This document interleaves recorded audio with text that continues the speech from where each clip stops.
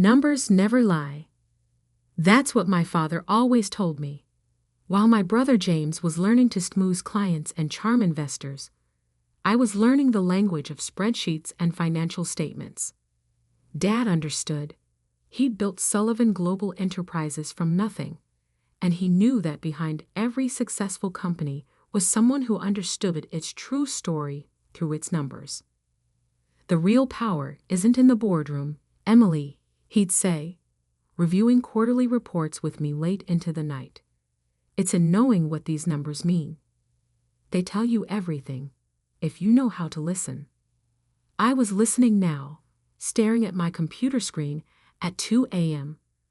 My office dark except for the soft glow of monitors. The numbers were telling me something was very wrong at Sullivan Global. Still here, sis. James's voice made me jump. My brother stood in the doorway, impeccable in his tailored suit despite the late hour. You know, normal people go home sometimes. I minimized the spreadsheet quickly, but not before noting the discrepancy in the Asian subsidiary's accounts. $50 million that seemed to appear and disappear like magic. Just finishing up the quarterly audit, I said carefully. Someone has to keep track of the details. James laughed, that rich, confident laugh that had charmed countless investors and business partners. Always the diligent one. That's our Emily. Stuck in the details, while the rest of us focus on the big picture. The big picture. Like the mysterious new investors James had brought in 3 months ago, right after Dad's stroke. Like the sudden restructuring of our Asian operations. Like the offshore accounts I discovered hidden in layers of shell companies. The board meetings on Monday, James continued, walking into my office uninvited, as always. I'll need the financial reports by tomorrow afternoon. There are some irregularities I need to check first, I said, watching his reaction carefully, especially in the Asian divisions. Just clean it up and sign off. He cut me off, his smile never wavering. You know how these international operations can be. Lots of moving parts. Moving parts.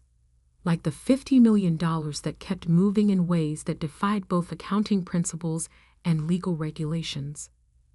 James, I started. As CFO, I have responsibility. As CFO.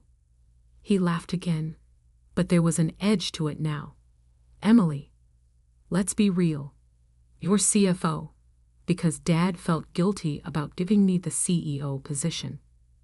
We both know who really runs this company. The words stung, but I kept my face neutral. 15 years I'd worked here, starting in the accounting department right out of college. I'd earned my CPA, then my MBA, worked my way up while James spent his time at charity galas and golf courses.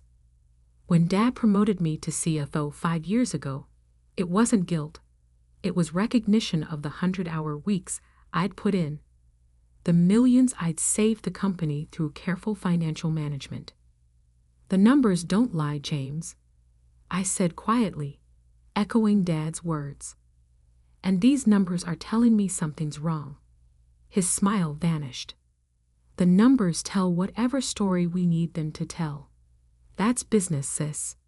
Maybe if you'd spent less time with your spreadsheets and more time in the real world, you'd understand that.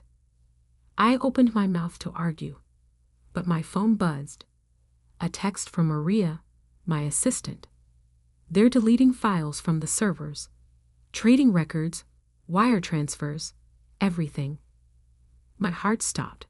I'd asked Maria to monitor the system after hours, suspecting something like this might happen, but I'd hoped I was wrong. Hoped my own brother wouldn't. I can't sign off on these reports, I said, standing up. Not until I understand where this money is really going.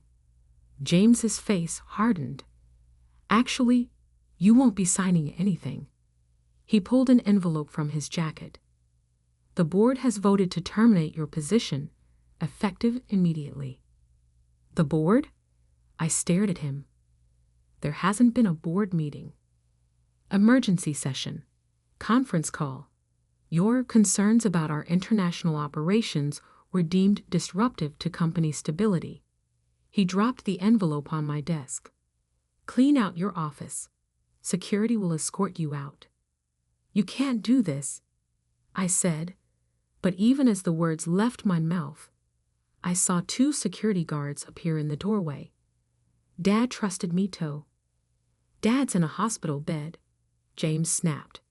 And this company needs real leadership, not some accountant obsessing over decimal points.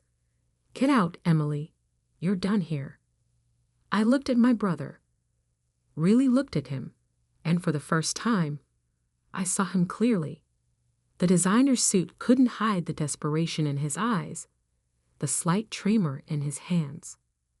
Whatever he was involved in, it was bigger than I'd imagined. Silently, I gathered my personal items into a box. Pictures of Dad and me at my MBA graduation. The calculator he'd given me on my first day of work. The family photo from better days, before Mom passed, before James decided success meant something different than Dad had taught us. Your company laptop and phone stay here, James said, watching me pack. And Emily, don't try anything stupid. Remember who has the power here. I walked out without a word, past the security guards, past Maria's empty desk, past the portrait of Dad in the lobby. In my car, I pulled out my personal phone and sent 2 messages. First, to Maria, download everything. Use the secure server we discussed. Then to a number I'd hoped I'd never have to use. Robert Torres, my old college roommate, now a senior investigator with the SEC. Remember when you said you owed me a favor? I need it now. Finally, I opened my briefcase and removed the external hard drive I'd been updating daily for the past 3 months, ever since I'd first noticed the discrepancies, ever since James had started having private meetings with people who didn't show up in any official records. The numbers tell you everything, Dad's voice echoed in my memory, if you know how to listen. I'd been listening, Dad, and on Monday, everyone else would hear what the numbers had been telling me. James thought he'd won, thought firing me would silence the questions, bury the truth under layers of corporate bureaucracy and creative accounting. He forgot one crucial detail. I'd been tracking every number, every transaction, every lie for months, and I had proof of all of it. In my rearview mirror, I watched as the lights of Sullivan Global's headquarters grew distant. James would be calling emergency meetings now, trying to cover his tracks, but he'd never been good with details. Never understood that true power wasn't in the boardroom, it was in the numbers. Monday's board meeting would change everything.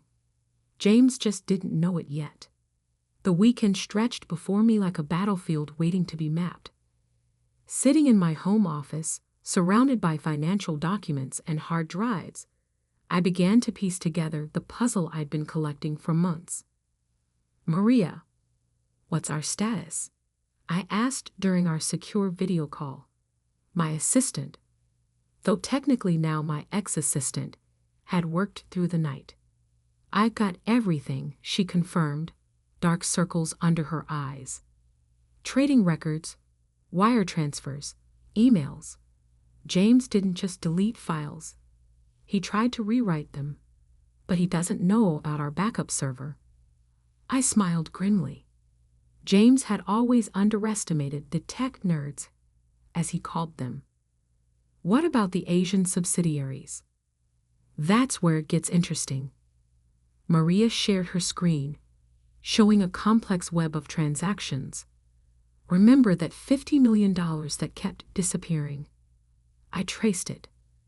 They've been using our legitimate Asian operations as a front for money laundering. I finished, the pieces finally clicking into place. The new investors James brought in after Dad's stroke.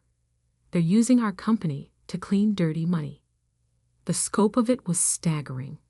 For 3 months, they've been running a sophisticated scheme, using Sullivan Global's reputation and international presence to make illegal funds appear legitimate. No wonder James had been so desperate to keep me away from the real numbers. My phone buzzed. Robert Torres from the SEC. Emily, his voice was serious. I've reviewed what you sent. This is bigger than corporate fraud.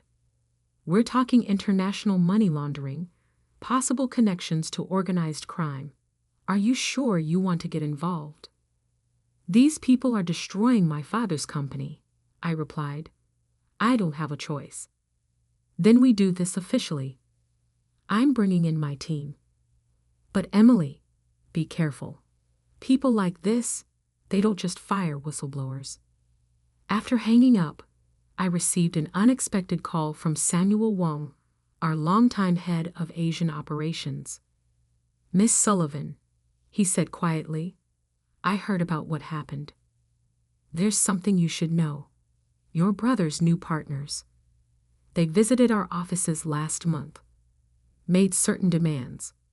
When I refused, they threatened my family. My blood ran cold. Why didn't you tell me sooner? They were watching us, but now that you're out, I have documents, records of meetings, things they didn't know I kept. Send everything, securely, and Samuel, get your family somewhere safe. Throughout Saturday, more allies emerged. Junior accountants who'd noticed discrepancies but been afraid to speak up. It's staff who'd been ordered to modify records. Even our old family lawyer, who'd resigned, rather than sign off on suspicious documents. Your father would be proud, he told me. He always said you were the one who truly understood the business. But James wasn't idle. By Saturday evening, Maria reported that he'd called an emergency executive meeting. They were planning to present a completely revised set of financial statements at Monday's board meeting, ones that would hide all traces of their illegal activities. They're going to pin any irregularities on you, Maria warned. Paint you as a disgruntled employee making false accusations. I worked through the night, organizing evidence, building an airtight case.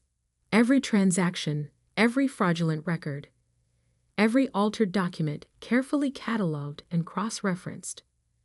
The numbers told a story of betrayal, greed, and corruption, but also of hubris.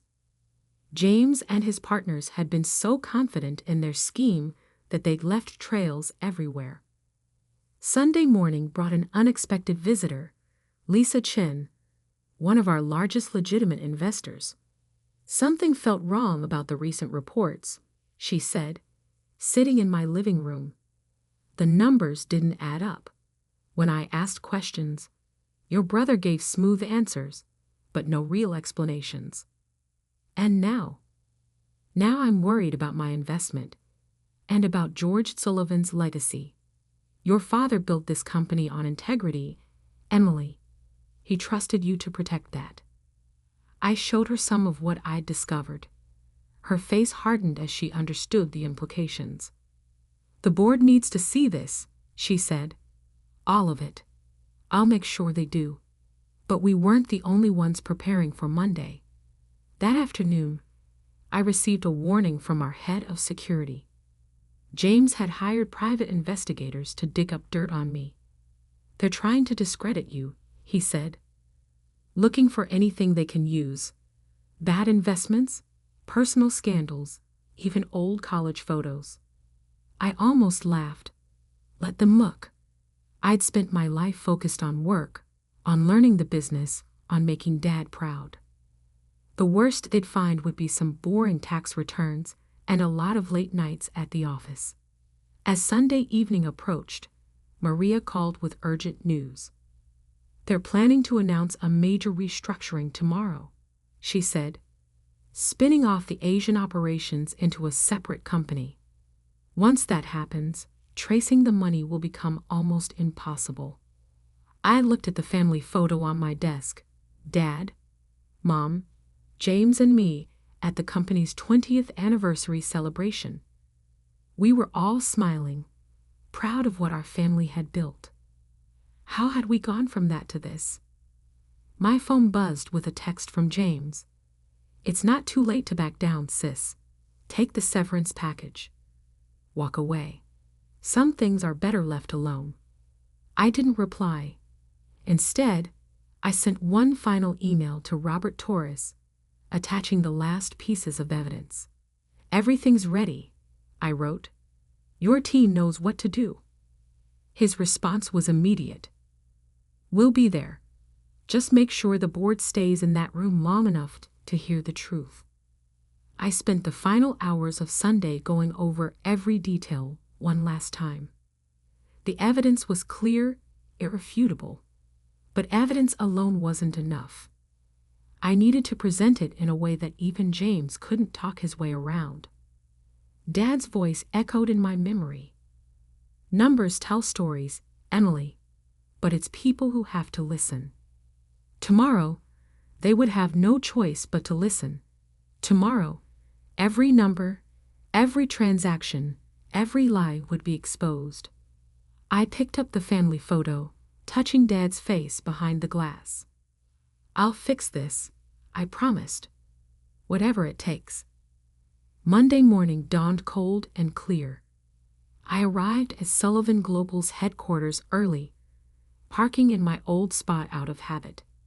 The security guard at the front desk, Mike, who'd watched me grow up in these halls, looked torn between duty and loyalty. "Miss Sullivan, I'm supposed to," he began. "She's with me," Lisa Chen interrupted, appearing at my side. As a major shareholder, her authority couldn't be questioned. "We're here for the board meeting." James had chosen the largest conference room for today's meeting, no doubt planning to make a show of the company's bright future.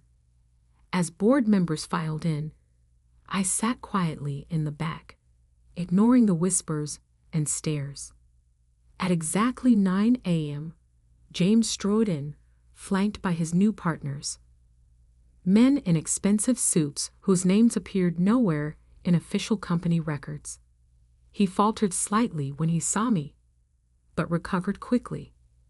"Ladies and gentlemen," he began smoothly, "thank you for coming. Before we begin, I should address the elephant in the room.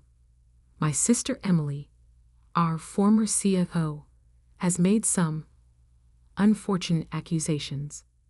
"Accusations?" I stood up. "No, James. I've made discoveries, and the board needs to hear them." "Emily," he said, his smile strained, "you're not authorized to be here. Security?" "Actually," Lisa Chen interrupted, "as a major shareholder, I've invited Ms. Sullivan to present her findings. The board deserves to hear both sides." James's new partners shifted uncomfortably. One reached for his phone, but at that moment, the conference room doors opened again. Robert Torres walked in, followed by a team of SEC investigators. "Nobody leave this room," Torres announced, showing his credentials. "And please, everyone turn off your phones." "What is this?" James demanded, but I could see the fear breaking through his polished facade. "This," I said, connecting my laptop to the projector, "is what happens when you forget that numbers don't lie." For the next hour, I laid out everything. The money laundering scheme disguised as legitimate international trade, the falsified records, the threats against employees who asked questions. With each revelation, I watched James's face grow paler. "These accusations are ridiculous," one of his partners interjected. "You can't prove." Actually, Samuel Wong's voice came through the video conference screen. "She can. Our head of Asian operations proceeded to share his own documentation, including recordings of threatening conversations. James tried one last time. The company needs this restructuring. We're expanding, growing. You're destroying everything Dad built. I cut him off. And for what? To impress these criminals? To feel powerful? You don't understand business. He spat. You never did. You were just an accountant. No, a weak voice said from the doorway. She's my daughter. Everyone turned. There, in a wheelchair pushed by his nurse, was our father. Dad? James whispered. You're supposed to be in the hospital. Lisa called me, Dad said, his voice thin but clear. Told me what was happening to my company, to my family. His eyes met mine, filled with tears and pride. Show them Emily. Show them what you found. I pulled up the final set of documents, the complete trail of every illegal transaction, every falsified record, every dollar that had been laundered through our legitimate businesses. The SEC has everything, I announced. So do the FBI and Interpol. It's over, James. What happened next was chaos. James's partners tried to flee, but found federal agents waiting outside. James himself seemed to collapse inward, his carefully constructed world crumbling around him. Dad, he pleaded, I was trying to make the company bigger better.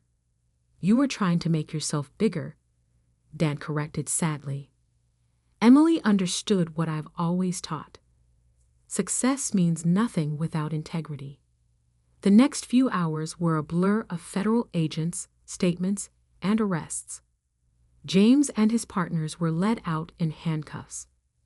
The board voted immediately to remove him as CEO and freeze all suspicious operations. Then came the surprise. The company needs leadership it can trust, Dad announced to the board. Someone who understands both the numbers and the values this company was built on. He looked at me. Emily, will you take the position? I stared at him, then at the board members who were nodding in agreement. Dad, are you sure? He smiled. That warm, proud smile I remembered from childhood. I've never been more sure of anything. The aftermath was both easier and harder than I expected. The company's stock took a hit when the news broke, but our transparency about the situation and immediate corrective actions helped restore investor confidence. Many of James's illegal deals could be unwound, saving us from major losses. More challenging was the personal cost. James faced serious criminal charges. Mom's old friends stopped inviting us to social events. But Dad was there every step of the way, back in the office part-time, helping me rebuild what had almost been lost. 6 months later, I sat in what had been James's office, my office now, looking at the same family photo I'd kept through everything. A knock at the door interrupted my thoughts. Ms. Sullivan? Maria entered, now officially my chief of staff. The new compliance team is ready for your review, and the Asian division reports record legitimate profits this quarter. I smiled. Dad always said, the numbers never lie. She finished with a grin. We know. That evening, I visited James in prison. He looked different, smaller somehow, without his expensive suits and confident smile. I'm sorry, he said, not meeting my eyes. I forgot what Dad taught us, about what really matters. The company's doing well, I told him. Honestly well. When you get out, if you want to learn the right way. He nodded slowly. Maybe start me in accounting. I laughed. The first real laugh we'd shared in years. We'll see. Later, having dinner with Dad in his favorite restaurant, I asked the question that had been bothering me. Did you know? When you made me CFO, that something like this might happen? He set down his fork. I knew James was charming but careless. And I knew you were not just an accountant. You were someone who understood that numbers are really about people, about trust, about doing things right. He squeezed my hand. You saved more than the company, Emily. You saved our family's legacy. Looking at him, I realized he was right. Sullivan Global wasn't just about balance sheets and profit margins. It was about the values behind the numbers, the trust we'd rebuilt, the lessons we'd learned. James had thought power came from corner offices and fancy titles, but Dad had been right all along. Real power came from understanding the truth in the numbers and having the courage to stand by that truth, no matter the cost. Today, Sullivan Global is stronger than ever. Our compliance department is the industry standard. Young accountants fight for internships here, knowing they'll learn more than just numbers. They'll learn integrity. And in my office, next to the family photo, sits a new plaque with Dad's old saying, "Numbers never lie, but it takes wisdom to hear what they're telling you." James gets out of prison next year. Yesterday, he sent me his application for an entry-level position in our accounting department. I smiled as I approved it. Because sometimes the best revenge isn't about destroying someone, it's about showing them a better way. One honest number at a time. I never planned to keep my success a secret. Standing outside my childhood home on Christmas Eve, watching snowflakes settle on my designer coat, I thought about how different things could have been if my family had believed in me just once. My name is Sarah Mitchell, and I'm the founder and CEO of Artemis Consulting Group, one of the most prestigious management consulting firms in North America.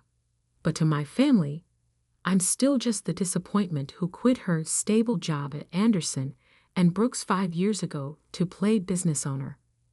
The Christmas lights twinkled mockingly as I remembered last year's holiday dinner. When are you going to get a real job? My sister Olivia had asked, adjusting her Cartier bracelet. Dad knows people at Goldman Sachs. They're always looking for back-office support staff.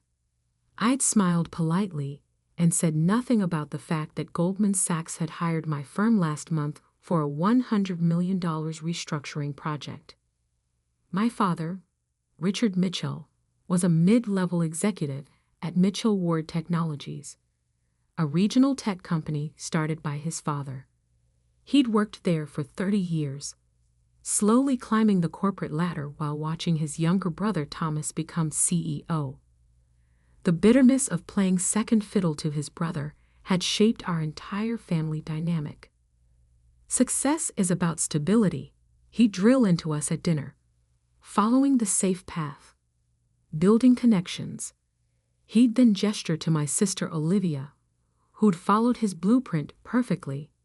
Business school, entry-level position at a prestigious firm, carefully orchestrated networking events. I'd chosen a different path. After graduating with a double major in business and computer science, I spent 3 years at Anderson and Brooks, learning everything I could about management consulting. While my colleagues chased promotions and office politics, I was building something bigger. I started small, taking on independent consulting projects on nights and weekends. My first client was a struggling software startup that needed help streamlining their operations. Within 6 months, I'd helped them triple their revenue. Word spread quickly in the tech community. The day I quit Anderson and Brooks, my father exploded. "You're throwing away a perfectly good career for some pipe dream," he'd shouted. "No one will take you seriously as an independent consultant." He was right about one thing. Being independent wasn't enough. So I created Artemis Consulting Group, named after the goddess of strategy and the hunt. I kept my name off all public documents, operating through a complex network of holding companies. To the business world, Artemis was a mysterious, but highly effective consulting firm. To my family, I was just Sarah, the struggling freelance consultant working out of a small office downtown. That small office was actually a front. My real headquarters occupied the top 3 floors of the city's most prestigious business tower. But my family never visited, so they never knew. I took a deep breath and rang the doorbell. My mother answered, her face lighting up briefly before settling into its usual worried expression. "Sarah, honey, we were starting to think you wouldn't come." She hugged me quickly, then whispered, "Your Uncle Thomas is here with the board members. Try not to mention your consulting thing." Inside, the house was packed with the usual Christmas crowd: family, business associates, and my uncle's influential friends. Olivia held court near the fireplace, showing off her engagement ring to a group of admirers. Her fiancé Marcus, a junior executive at Mitchell Ward, stood nearby looking important. "Sarah," my father's voice boomed across the room. He'd clearly had a few drinks already. "Come meet Bob Warren from Apex Solutions. They're looking for someone to handle their data entry." I bit back a laugh. Apex Solutions was actually one of my clients. We were in the middle of orchestrating their $200 million expansion into Asian markets. But of course, they were dealing with AP, the mysterious CEO of Artemis, not Sarah Mitchell, the supposed failure. "Actually, Dad," I started, but was cut off by Uncle Thomas's arrival. He swept into the room like a king, trailed by several board members.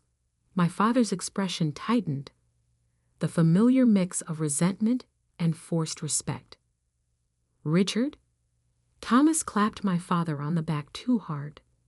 "Quite a year we're having at Mitchell Ward. Though this merger situation is giving me gray hairs." He laughed loudly. I perked up at the mention of the merger. Mitchell Ward had been desperately trying to arrange a merger with Global Tech Industries for months. What my uncle didn't know was that Global Tech was one of my shell companies, created specifically for this purpose. "You know, Thomas," my father said, shooting me a warning look, "Sarah does some consulting work. Maybe she could." "Consulting?" Thomas snorted. "We need serious solutions, Richard. We're working with the best, Artemis Consulting Group. Though their CEO is impossible to meet, very mysterious." I sipped my wine to hide my smile. I had been deliberately dodging Mitchell Ward's meeting requests for weeks, letting them sweat. Speaking of which, one of the board members chimed in. "Has anyone managed to set up that meeting with AP? The Global Tech deadline is coming up." "Not yet," Thomas growled, "but they'll have to meet with us eventually. We're Mitchell Ward, after all." I couldn't help myself. Maybe they're not impressed by the name. The room went silent. My father's face darkened. "Sarah," he warned. But I continued. "From what I hear, Mitchell Ward's market position isn't as strong as you think. The Global Tech merger isn't a power play. It's a desperate move to avoid bankruptcy." I knew I'd gone too far, but years of condescension and dismissal had finally boiled over. Uncle Thomas's face turned purple. "How dare you? What would you know about our company's position?" My father grabbed my arm, pulling me toward the kitchen. "I need to speak with you. Now." In the kitchen, he exploded. "Have you lost your mind? Embarrassing me in front of Thomas? In front of the board?" I was just. "You're a disgrace," he shouted. "Working your little consulting jobs, pretending you understand business. You know nothing about the real corporate world." The kitchen door opened. Olivia stood there smirking, with Marcus and several others peering in curiously. "Maybe she should leave, Dad," Olivia suggested sweetly. We don't want to upset Uncle Thomas further. This merger is too important. My father's face hardened. She's right. Get out. We don't want a lowly consultant here, spreading lies about our company. I looked at their faces, my father's anger, Olivia's satisfaction, my mother's silent compliance.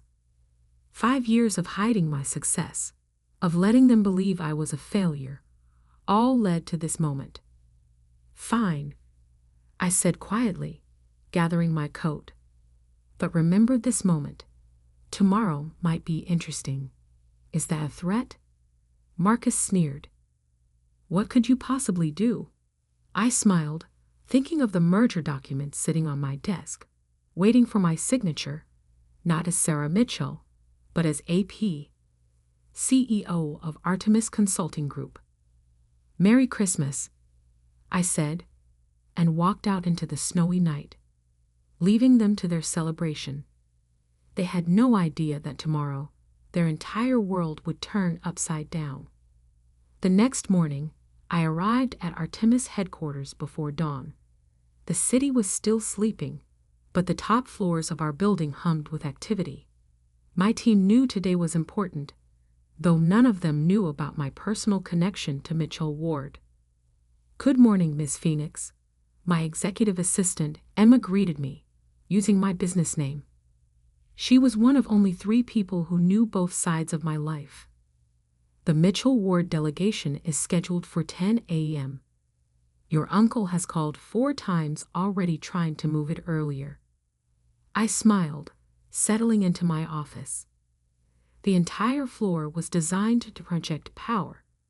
Floor-to-ceiling windows overlooking the city, modern art worth millions.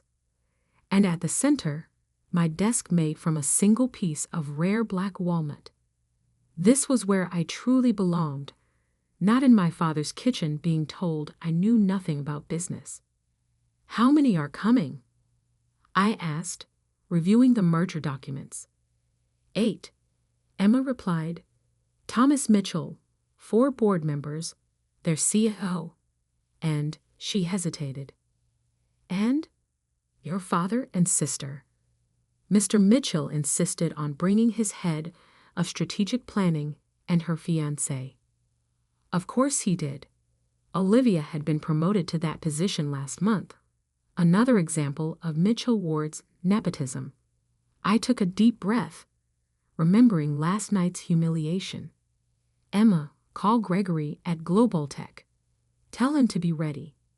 She nodded, understanding perfectly. Gregory ran Global Tech, my shell company, and knew exactly what role to play in today's drama. At 9:45, Emma's voice came through the intercom. They're here. Early, as expected. Let them wait 15 minutes, I instructed. Then bring them to the main conference room. I used those 15 minutes to steady myself. The moment I stepped into that conference room, everything would change. No more hiding, no more pretending to be less than I was. At exactly 10 a.m., I heard them being led into the conference room. Through the frosted glass walls, I could see their figures, Uncle Thomas pacing impatiently, my father sitting stiffly, Olivia whispering to Marcus. I straightened my Armani suit, checked my reflection one last time, and opened the door. The silence was immediate and absolute. Uncle Thomas recovered first. What is this? Where is AP? We're here to meet with the CEO of Artemis. I walked calmly to the head of the table. You are. I'm AP, Anne Phoenix, CEO of Artemis Consulting Group. I smiled at their shocked faces. Though you might know me better as Sarah Mitchell. This is impossible, my father whispered, his face ashen. Olivia stood up so quickly her chair fell backward. This is a joke. She's lying. She's just a small-time consultant. Sit down, Olivia, I said quietly, but with enough authority that she obeyed automatically. Emma, Please distribute the packages. Emma handed each person a thick folder containing detailed analyses of Mitchell Ward's financial position, market vulnerabilities, and my proposed merger terms. As you can see, I continued, Mitchell Ward's position is extremely precarious. Your attempt to modernize your technology infrastructure has failed, burning through cash reserves. Your market share has dropped 40% in 3 years. Without this merger, you're 6 months from bankruptcy. Uncle Thomas's face had turned an alarming shade of red. How dare you? These numbers, these are confidential. Nothing is confidential from me, I replied. Artemis has been watching Mitchell Ward for years. We own significant portions of your debt through subsidiary companies. We also own Global Tech Industries. Marcus laughed nervously. That's ridiculous. Global Tech is a major international corporation. Global Tech is a shell company I created specifically to force this merger, I revealed, enjoying their growing horror. Every deadline, every pressure point, every negotiation deadline, all orchestrated by me. My father found his voice. Why? Why would you do this? I met his eyes across the table. Because you never believed in me, any of you. Last night you threw me out of Christmas dinner for daring to speak about business. Well, let me speak about business now. I pressed a button, and the room's screens lit up with more financial data. Mitchell Ward needs this merger to survive, but it will happen on my terms. First, the entire current board will resign. This is outrageous.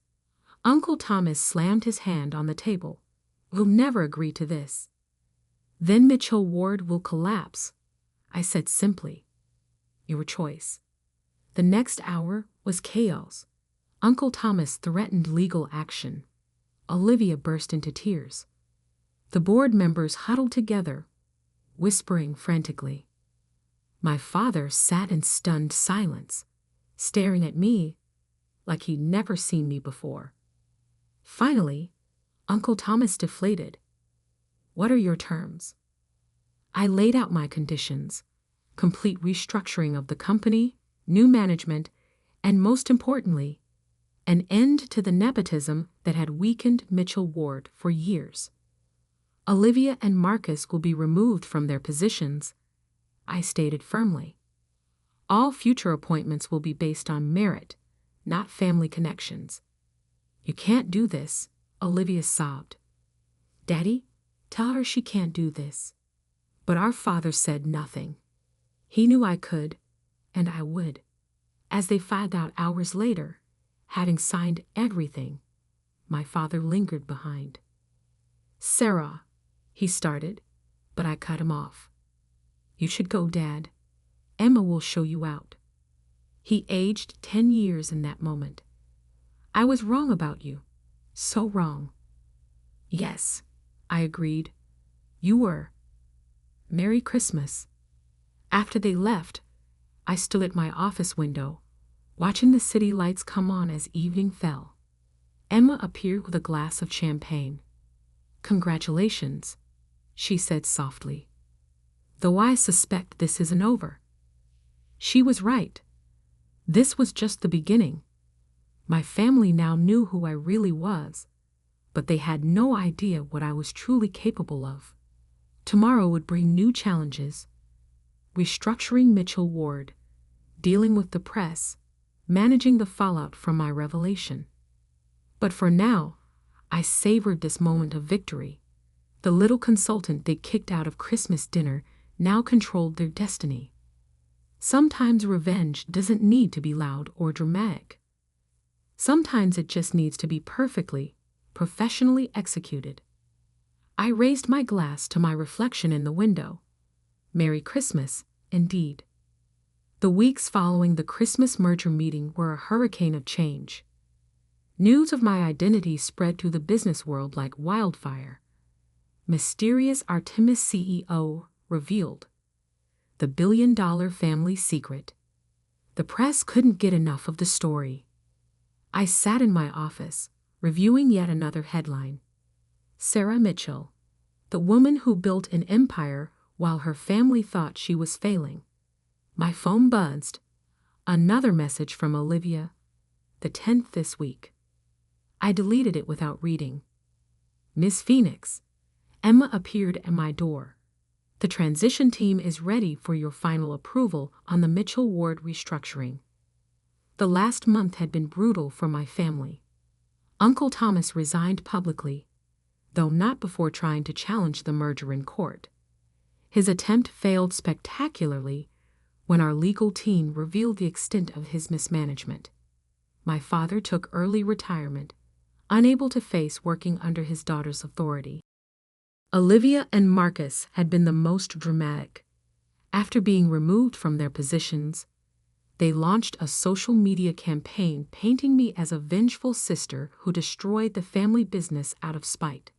It backfired when financial journalists dug deeper, exposing how their incompetence and nepotistic appointments had nearly bankrupted Mitchell Ward.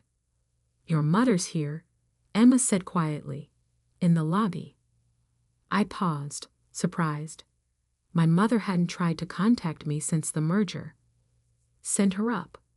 A few minutes later, she walked into my office, looking small and uncertain in this space that radiated power. Her eyes widened, taking in the view. The expensive art, the clear symbols of success she'd never noticed in her daughter. "Sarah," she began, twisting her hands together. "This is quite an office." "What do you want, Mom?" She sat down heavily in one of the visitor chairs. "Your father's not well. The stress of everything. He's not sleeping, barely eating. Olivia's engagement ended. Marcus left her when he lost his position. The family is falling apart." I kept my face neutral. "That's unfortunate. But business decisions can't be based on family sentiment.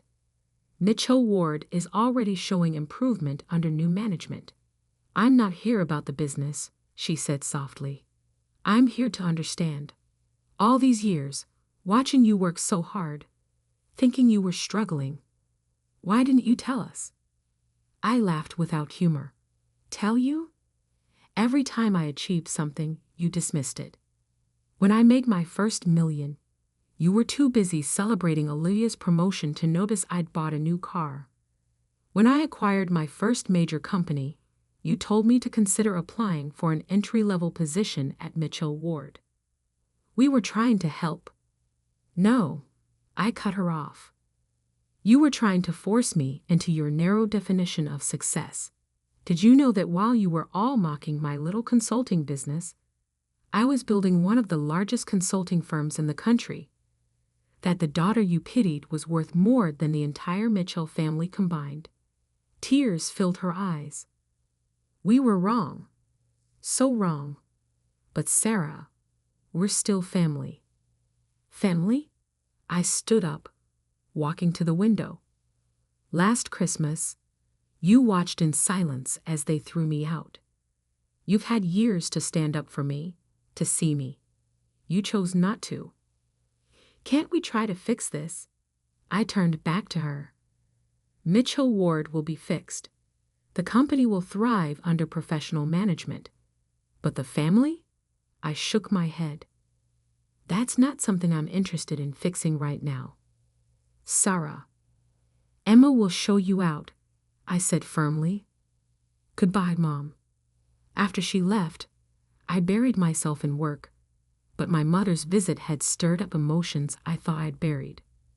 Later that evening, as I was preparing to leave, Emma brought in one final document.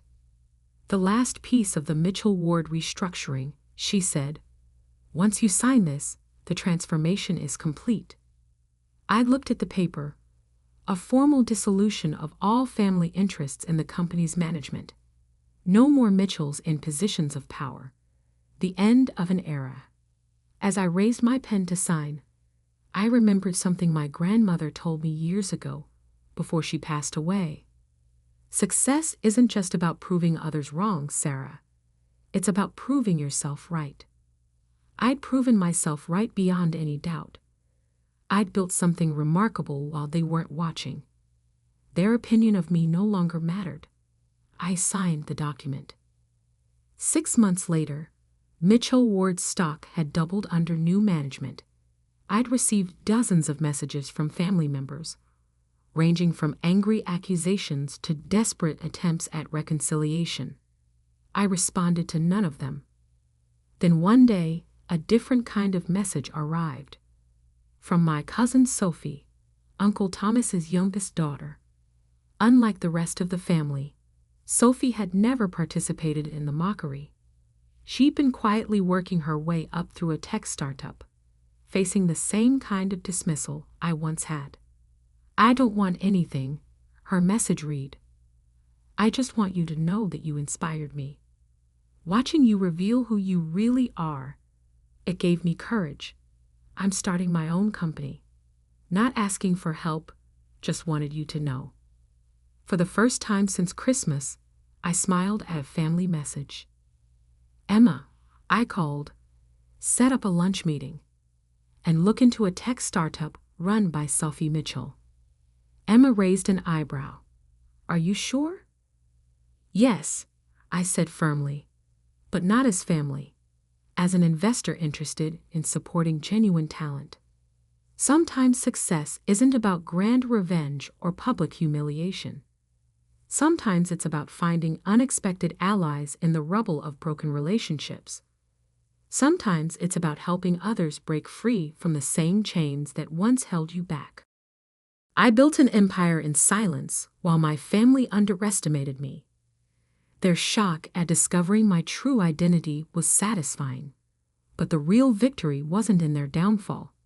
It was in finally, fully becoming who I was always meant to be.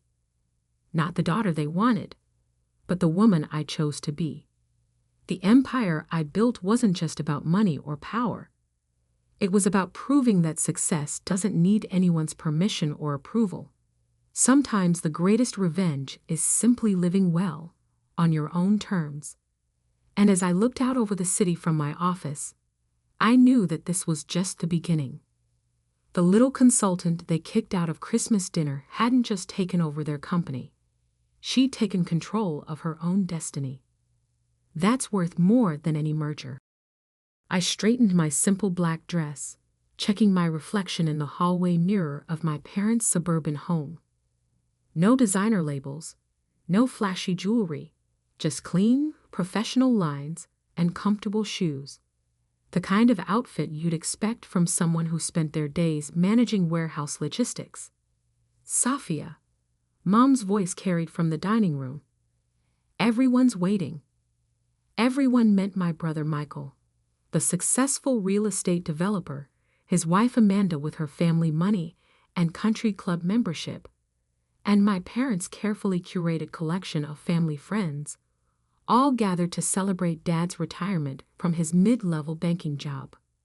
I took a deep breath, remembering why I'd agreed to come tonight. 10 years of condescension, of subtle jabs about my career choices, of being the family disappointment. It was all about to change. They just didn't know it yet. "There she is," Mom said as I entered, her smile not quite reaching her eyes. "We were just telling the Andersons about Michael's new development project. The luxury condos." Michael lounged in his chair, Rolex catching the light. "Breaking ground next month. Just need that construction loan to finalize." I nodded, taking my seat at the far end of the table, my usual spot, away from the important conversations. A text buzzed on my phone. "All set for tomorrow, boss. Banks open at 9. "How's your job, Safia?" Mrs. Anderson asked, clearly struggling to remember what I did. Before I could answer, Mom jumped in. "Oh, Safia's between things right now, still figuring out her path." "Actually," I started, She manages a warehouse. Michael interrupted with a smirk. Inventory and shipping. Very exciting stuff. The table rippled with polite murmurs and quickly changed subjects. I sipped my water, watching Mom shoot me a warning look. Don't embarrass us, that look said. Know your place. If they only knew. 10 years ago, fresh out of college with my logistics degree, I had taken a job as an assistant manager at Global Freight Solutions. While Michael was busy partying through business school, I was learning every aspect of the supply chain industry. While he networked at cocktail parties, I built relationships with truck drivers, customs agents, and dock workers, the people who actually made global commerce possible. Did you hear? Amanda's voice cut through my thoughts. The Richardsons' daughter just made junior partner at her law firm. Wasn't she in your class, Sophia? She was, I replied calmly. Jessica's doing well. See, Mom seized the opening. It's not too late to go back to school, honey. Law school, maybe an MBA, something respectable. I set down my fork. I like my job, Mom. Sweetheart, Dad joined in, his tone patronizing. You're too smart to spend your life in a warehouse. Even that nice Martinez boy from church became a dentist. The nice Martinez boy had also asked me out last month, then ghosted me after learning what I did for a living. His loss. Speaking of careers, Michael said, Amanda and I are looking at vacation homes in Aspen. Once this development deal goes through, we'll finally be able to afford. If it goes through, I murmured. The table went quiet. What's that supposed to mean? Michael demanded. I shrugged. Construction loans are tough right now. Banks are tightening requirements, especially for luxury developments. And you know this because... Amanda's voice dripped with disdain. Just something I heard at work. Mom stood abruptly. Sophia, help me with dessert. In the kitchen, she rounded on me. What are you doing? Your brother has important people at this dinner. People who could help your career if you just... Just what, Mom? Pretend to be something I'm not. Don't mention your pathetic job again, she hissed. It's embarrassing enough having to explain to our friends why you waste your potential in some warehouse. I thought about the documents waiting in my briefcase, about the meetings scheduled for tomorrow, about the empire I'd built while they weren't paying attention. Who wants a warehouse manager in the family? Michael called from the dining room, loud enough to carry. Probably can't even afford the maintenance fees at my new development. I walked back in, calm settling over me like a shield. You're right, probably can't. But tomorrow might bring surprises. What's that supposed to mean? Mom demanded. I smiled. Just that things aren't always what they seem. They had no idea how true that was. That assistant manager position? I'd used it to learn every flaw, every inefficiency in the global supply chain. While my bosses focused on quarterly reports, I developed a revolutionary logistics software system. When they passed me over for promotion, I quit and started my own company. Atlas Logistics began in my garage apartment, just me and a laptop. But I understood something my family never had. Real power isn't in flashy developments or country club memberships.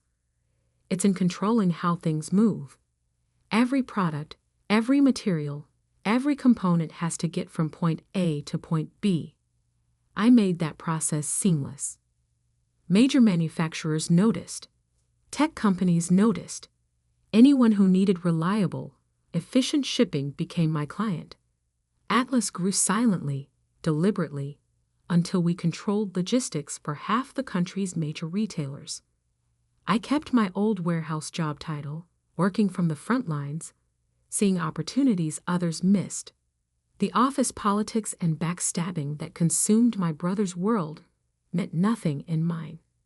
I built something real. And tomorrow, when Michael's loan application crossed my desk, because yes, I owned the logistics company that the bank used to verify supply chain stability for construction projects, everything would change. More wine, Sophia. Amanda offered condescendingly. Drown your sorrows about that warehouse? I declined politely. Early meeting tomorrow. Oh, counting boxes. Michael laughed at his own joke. Something like that. The rest of dinner passed in a blur of subtle digs and pointed comments. Mom kept trying to set me up with successful men from church. Dad hinted at job openings at his bank. Michael bragged about his development plans. I let them talk. In my car later that night, I called my assistant. Everything ready for tomorrow? Yes, Ms. Martinez. The bank's due diligence team will discover that the proposed construction site has severe supply chain vulnerabilities. Atlas Logistics' report will effectively kill the loan. Unless they contract exclusively with us for all materials transport at premium rates. I smiled. And who owns Atlas Logistics? On paper, a dozen shell companies. In reality, you're the sole owner and CEO. Worth approximately $300 million as of last quarter. Tomorrow, my family would learn that their embarrassing warehouse manager controlled one of the largest logistics networks in the country. That Michael's success or failure depended entirely on my company's approval. That every snide comment, every dismissive gesture had been directed at someone who could buy and sell their whole world 10 times over. But tonight, I drove home to my modest apartment above the warehouse. Tomorrow would come soon enough. A text from Mom. Hope you'll think about what we discussed. Law school applications are still open for spring. I didn't reply. The numbers in my company's books would reply for me soon enough. The bank's conference room had the sterile, polished feel of every financial institution I'd ever visited. But today, sitting quietly in the corner while Michael presented his development proposal, I savored every detail.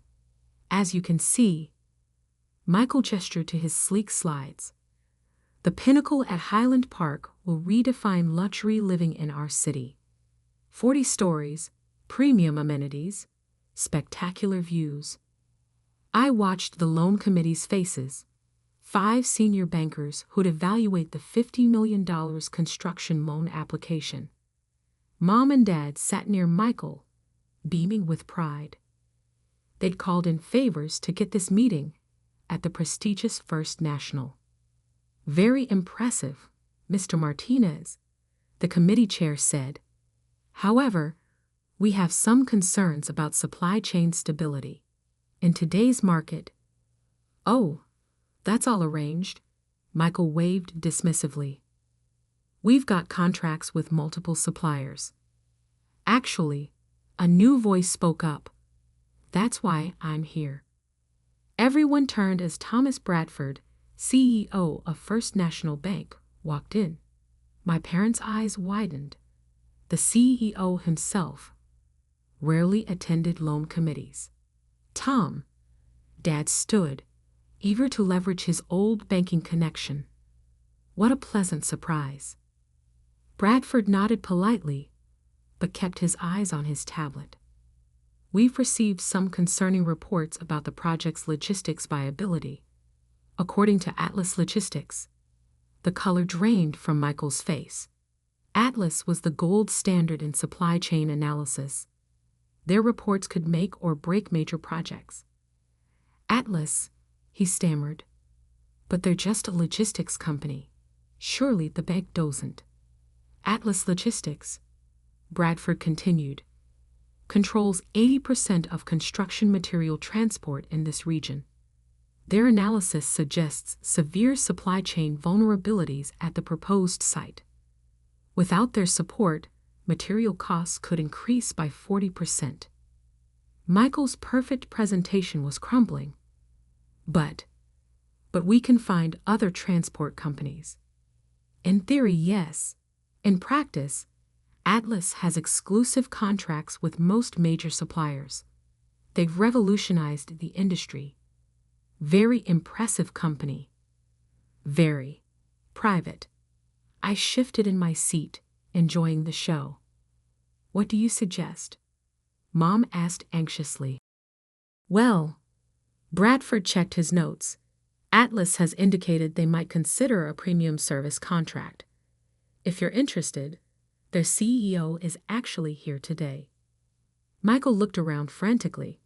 Here? Where? I stood up slowly, smoothing my simple black dress. Right here. The silence was absolute. No, Michael whispered. Yes, Bradford smiled. Ms. Martinez has been one of our most valuable clients for years. Atlas Logistics holds significant accounts with us. Mom's hand flew to her mouth. Dad seemed to age 10 years in 10 seconds. Michael just stared, his expensive suit suddenly seeming like a child's costume. You, he managed finally. You're Atlas. Founded it 10 years ago, I said calmly, while managing that embarrassing warehouse job. But you never said anything. All those times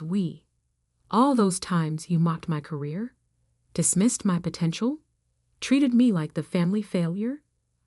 I pulled out my own tablet. Let's talk about those supply chain vulnerabilities. For the next hour, I methodically outlined every flaw in Michael's logistics plan. The impossible delivery schedules, the unrealistic cost projections, the bottlenecks he'd never considered. This is absurd, he finally exploded. You're doing this to sabotage me. No, I corrected. I'm doing my job. The same job you've ridiculed for years. Sophia, Mom tried, her voice shaking. Surely you can help your brother? Family should. Families should support each other. I cut in. Not tear each other down. Not shame someone for their choices. Not decide someone's worth based on appearances. Bradford cleared his throat. Perhaps we should discuss Atlas' premium service option. I pulled up the contract. Triple our standard rates. Exclusive 5-year commitment. Non-negotiable. Triple? Michael choked. That would eat most of our profit margin. Welcome to the real world of logistics, brother, where actual work matters more than flashy presentations.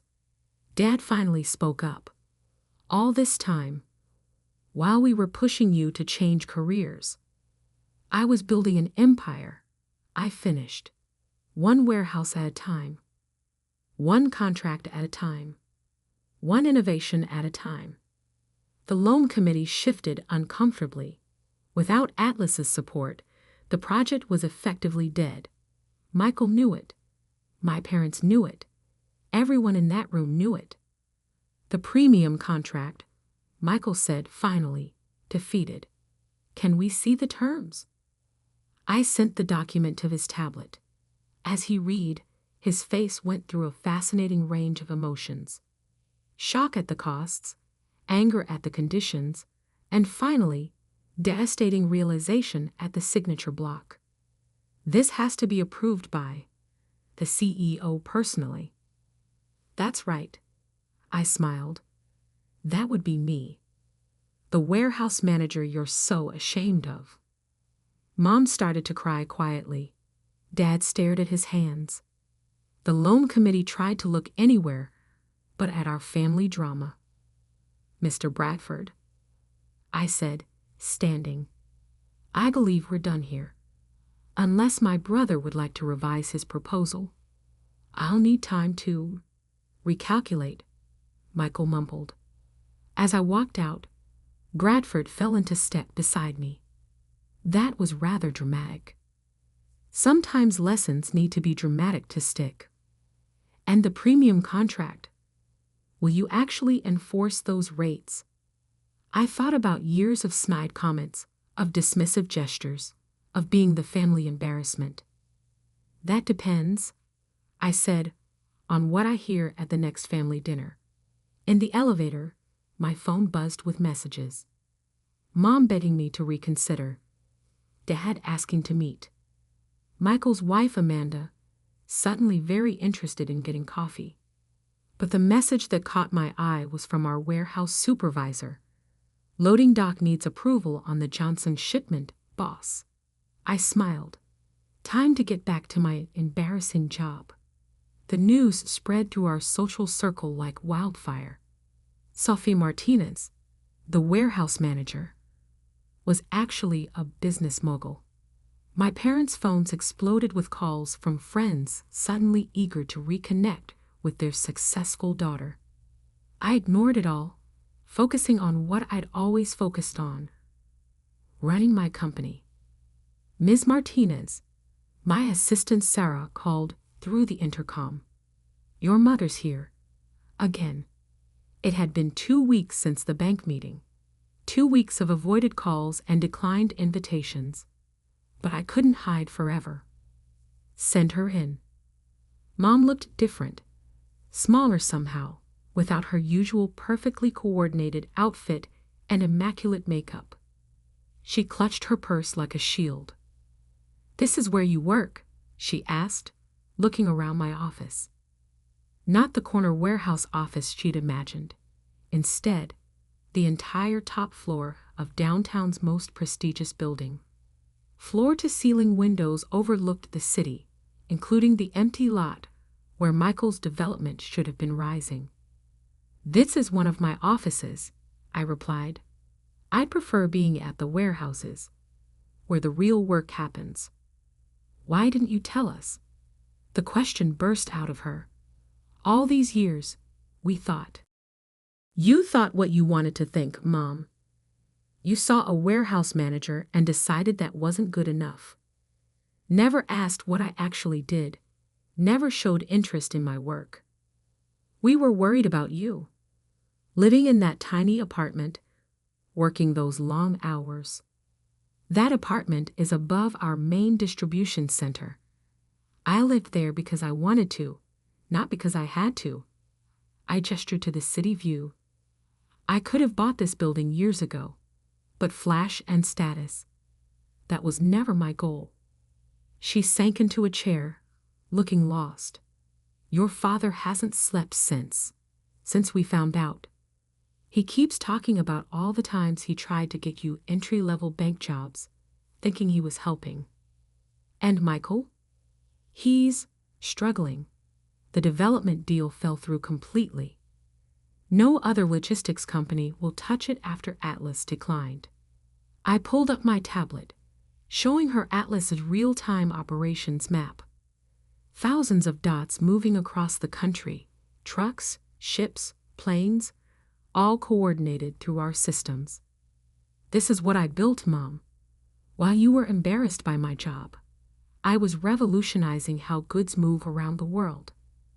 While you were trying to set me up with dentists and lawyers, I was building something that actually matters. I'm so sorry, she whispered. We were so wrong. A knock interrupted us. Sarah again. Sorry, Ms. Martinez, but we have a situation at the Port of Seattle. Major weather delay, affecting the tech corridor shipments. Give me a minute. I turned back to Mom. This is why I love my job.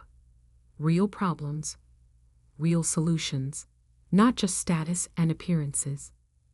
She watched in silence as I coordinated with our port managers, rerouting shipments through alternate channels, adjusting schedules in real time. Millions of dollars of goods, thousands of jobs, all depending on quick, smart decisions. You're amazing at this, she said finally. I always was. You just never saw it. Another knock. This time Michael, looking uncomfortable in a cheap suit.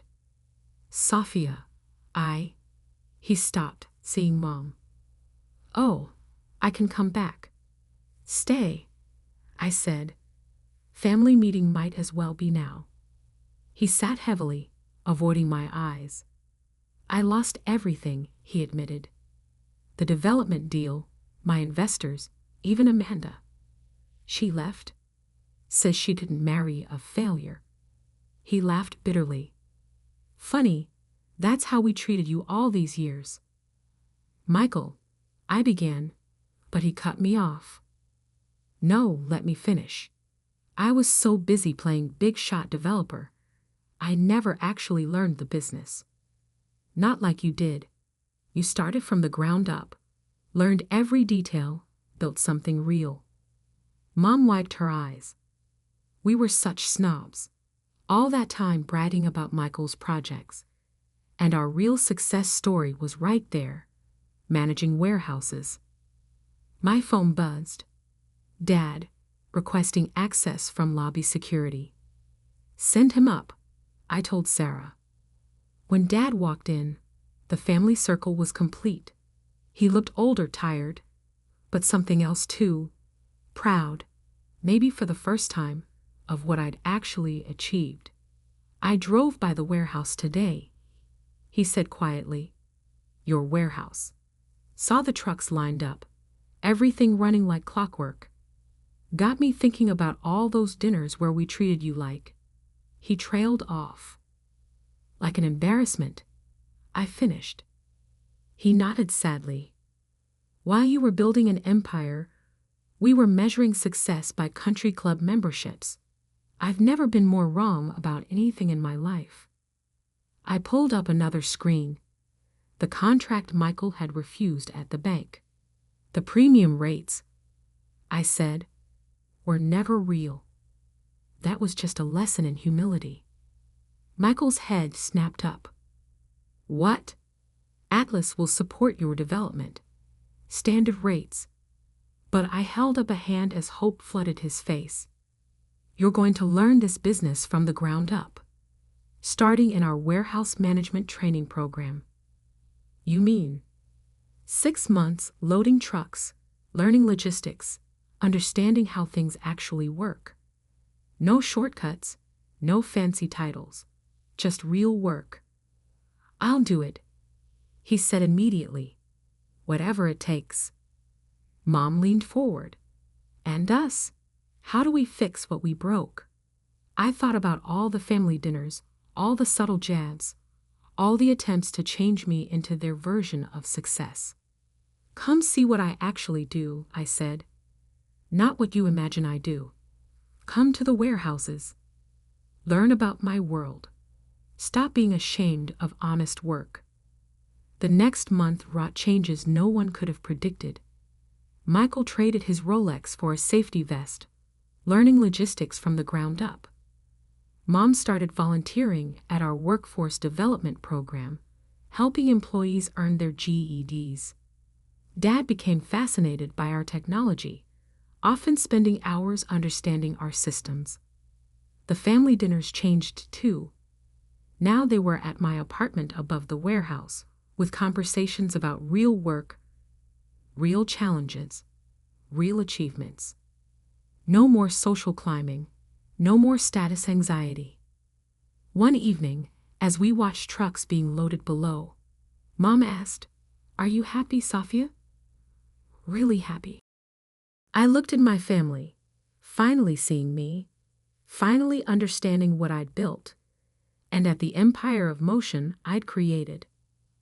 I always was Mom, moving things, solving problems, building something real. That's what I love. The money, the power, that was never the point. We understand that now, Dad said. Thanks for not giving up on us. Michael, fresh from his shift, joined us still wearing his safety vest. Hey sis, remember when I used to mock your pathetic warehouse job? Hard to forget. Today I learned how to optimize loading patterns for maximum efficiency. Actually pretty amazing stuff. I smiled. Welcome to my world, brother, where success isn't about looking important. It's about being important, he finished. To the world, to the economy, to people who depend on us. Later that night, alone in my office, I looked at our family photo from Dad's retirement dinner, the last picture of us before everything changed. We looked perfect on the surface, wealthy, successful, proper, and completely fake. Now we were real. Michael was discovering the satisfaction of actual achievement. Mom was learning the value of meaningful work. Dad was seeing success through new eyes. And me, I was exactly who I'd always been. The warehouse manager who built an empire. The logistics expert who kept the world moving. The daughter who finally taught her family what success really means. My phone buzzed. A problem at the Chicago hub needed attention. I smiled, ready to tackle another real challenge in my embarrassing job. Sometimes the best revenge isn't about proving people wrong. It's about showing them a better way to be right.